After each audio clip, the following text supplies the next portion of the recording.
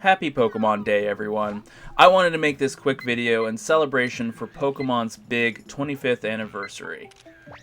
Pokemon Snap was a game I enjoyed thoroughly as a kid, and it's been over 20 years, but we're finally getting a new game in the series next month.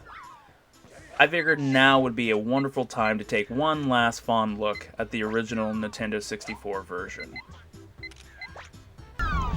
If you're a Pokemon fan, you pretty much know that the culture revolves around collecting, breeding, and battling your favorite little pocket monsters. But Pokemon Snap takes a much more simplistic and relaxed approach to the Pokemon universe. Hopefully a lot of you have had a chance to play Pokemon Snap, but let's go over the basics real quick for those new to the class. You play as a Pokemon photographer, invited by the famous Professor Oak to do research on the wild, untouched, and creatively named Pokemon Island. Riding around in a multi-terrain vehicle called 01, you'll explore 7 different habitats, attempting to get really good pictures of Pokemon living their everyday lives. The game acts almost like an on-rail shooter, where you don't have much control of the direction you're going, so your main focus is to search around with your camera lens and try to capture the best shots you can of every Pokemon in the game. At the end of each level, old Professor Oak will rate whatever pictures you show him and give you an overall score of each. The score is determined by a number of factors, such as whether the shot was centered, how much of the Pokemon can be seen in the frame, as well as the pose you caught them in. As you continue on in the game, you'll gain access to a few new items to help you get even better quality photos. Pokemon apples can be thrown out to lure and stun Pokemon, and Pester Balls are a great tool to help get Pokemon out of certain hiding spots. Oh, and let's not forget the Pokeflute, which can help wake up, agitate, and even get them moving and grooving enough for you to get some excellent camera shots. Now, to be honest, there is not a lot of content in the game. Like I said earlier, there are only 7 levels, each lasting for about a few minutes, and on top of that, there are only 63 of the original 151 Pokemon in the entire game. That's not even half the roster.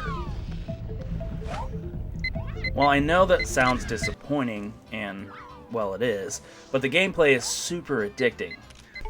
You'll replay levels over and over, trying each time to get that perfect shot, throwing apples, or playing the flute in hopes that you'll get a Pokemon to do a new pose, or even a new Pokemon to appear.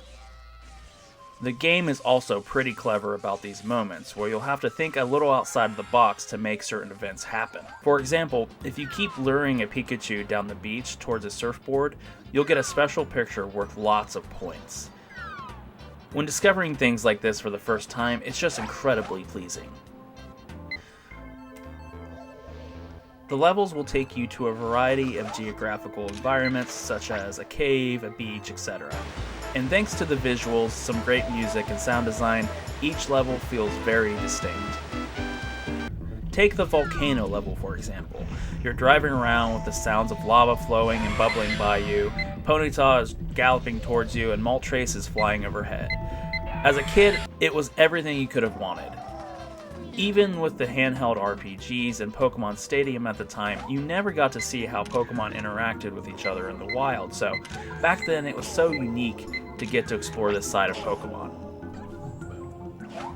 There will always be 100-hour RPGs and fast-paced violent shooters, and as enjoyable as those games are, it's nice to have a game that can make the best out of a simple gameplay design and an enjoyable world.